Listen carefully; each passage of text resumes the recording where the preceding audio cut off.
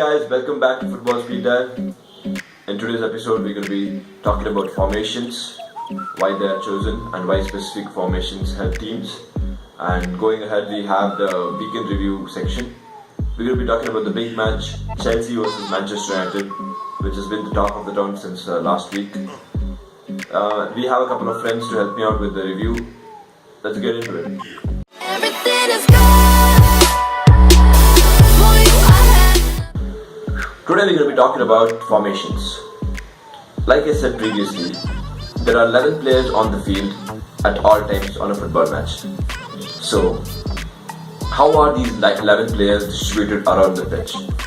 How are they concentrated? Where do we position them? Do we focus only on the attack? Do we focus only in the midfield? Do we focus only on defending and not conceding a goal? This is determined by what formation the manager has chosen for the team. In the past, there have been very ambitious formations like 2-3-5. This was a time when people thought outscoring the opponent is the only way to win the match.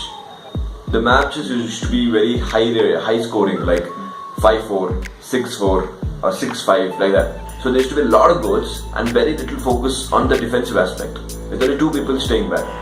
Long balls drawn up and goals. Over time, football has evolved, the tactics have evolved, and now there is much more emphasis on the defense. The Italian team started focusing more on defending and making sure the other team does not concede, and then with slow build-up, try and score a goal or two. This resulted in the most famous formations like 3-2-5, 3-4-3, all of them having 3 defenders and 2 wing-backs trying to support them as well.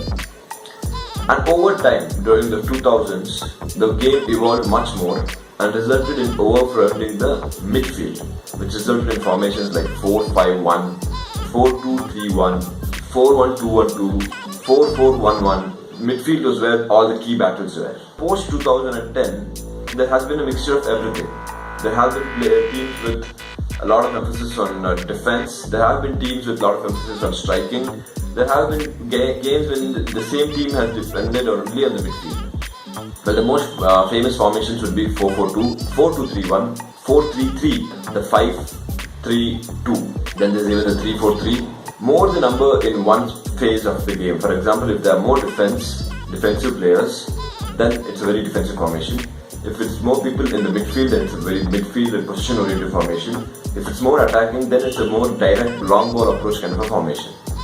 Well, that's it for today's Shimmy for Dummy. Let's move on into the weekend review. Everything is gone. Today we have the big match of the season. FA Cup quarterfinals, Chelsea were drawn against Manchester United. Previously in the season, Chelsea have beaten Manchester United at Stamford Bridge 4-0. Now, Mourinho returns back to his old hunting ground, trying to get revenge and progression in the FA Cup. I would go for a very sneaky 2-1 win for Mourinho's men, just because it's Mourinho who would want revenge, and United seem to be a little more hungry due to their recent cup successes. Okay, anyway, that's enough about me. Let's ask a couple of friends of mine as to how they feel this match will turn out. Firstly, we have Shamran, a Chelsea fan and a long-term friend of mine, all the way from the US, giving me his thoughts and opinion about this game. Hi guys, this is Shaman. I am here to provide the FA Cup review for the upcoming quarterfinals between Chelsea and United. I'm a Chelsea fan, so I will try not to be biased when I do this. And there are 2 new rules which are being imported from the quarters to the finals. If the match ends with 90 minutes, we would go through extra time and then the penalties. We are not going to have a replay for the match. And obviously, if it crosses 90 minutes, each manager gets to have a 4th sub, which are the 2 new rules being used right now. Shamran, what do you think is the starting lineup of Chelsea? For Chelsea, it will be pretty simple. I don't think Conte is going to make any kind of changes because versus United and it's a quarterfinal and it's FA Cup and it's at home. So I expect him to play the same Premier League lineup that he usually plays. We will have Alonso and Moses as the wing back, and then Cahill, Aspilicueta, and David Luiz as the back 3. Obviously, the goalkeeper will be Thibaut, and the mid I expect Kante to partner with Matic because Fabregas played the whole of the last match. So I don't think he's going to get a start. He might just come in later, but I don't think he's going to start this match. Front three obviously will be Hazard on the left, Pedro on the right, and Costa as your striker, which obviously will keep on happening because they keep changing positions throughout the match. So that does not, I mean, there's no surety who plays where, but these three will start for sure. Fair enough. What do you think is United's strength or Chelsea's strength, or where the game will be played, the key battle section of the game? Now, key battles, I think the match will be won or lost in the midfield section of both teams. Pogba obviously needs to step up to his 90 million tag that he has, and Herrera is obviously like really good on his day. Kante is unstoppable as of now with Matic as well. So I think whoever's midfield can cover the ball and give the line of defense like some backup, that team is going to win. Obviously, if Chelsea's mid plays the way they do, the front three are going to like destroy United, because that's what they did when they played United at home. Kante and Matic were the line of cover for the defense, and they were passing the ball really fast. So front three were like just doing what they usually do. And what's your prediction for the game? Now, when we come down to predictions, I think it's going to be. I expect a Chelsea win because it's at Stamford Bridge and you're playing like a Premier League leader. So I don't think them to lose, because Mourinho is going to come with the plan this time. But obviously, since he knows that you can't take the match back to Old Trafford, he is going to finish it within 90 minutes. So I expect a Chelsea win, probably 2-1 or 3-1. But Nice. Well, thank you so much for that, Shamron. Looking forward to having you on the show more often. Next up, we have one of the most ardent United fans I know. Aditya, what do you think is the predicted lineup? My expected lineup for today's game would be David De Gea and goal, Antonio Valencia at right back, Matteo Darmian at left back, Eric Bailly and Chris Smalling as centre backs, a 5 in midfield, I'd say Herrera, Pogba and Carrick in the centre, Marcus Rashford wide and Jesse Lingard wide, and Wayne Rooney up front. To compensate for Zlatan missing, I don't think anyone else can play a centre forward position other than Wayne Rooney. He might opt to go with Rashford up front as well, but I highly doubt he plays Rooney wide. So, what do you think is Chelsea's strength?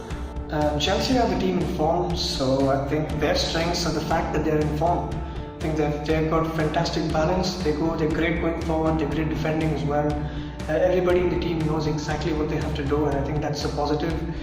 I think their main strength would be N'Golo Kante. I mean, Man United would have to find some way with Pogba and Herrera and Carrick to dominate N'Golo Kante, because he's going to do more running than all three of them combined. That's for certain. And what is United's strength which Chelsea have to counter? I think United's biggest strengths is first of all their defensive record. We haven't been great going forward, at least not in terms of finishing, but at least in terms of a defensive record we're doing pretty well. We might not score, but I highly doubt we're going to concede. I think Mourinho would place emphasis on the fact that we would not concede and we should not concede. So, what do you think are the key battles now that Ibrahimovic is suspended? I think the key battles are going to be between the wingers of United and the wing backs of Chelsea. While I think Mourinho will ensure that the centre of United's play, that's in the midfield and defence, will be pretty compact, it's the width and the wide areas is where United might be compromised, because Victor Moses and Marcus Alonso will bomb forward for sure. And it would be interesting to see whether the wingers track them efficiently and help Matteo Darmian and Valencia, who I predict to start, to combat with these positions. The wide areas will be definitely a key area where Chelsea might overpower United. Alright guys, that's it for this week's Football Speed Dial. I'll catch you soon next week. Until then, see you.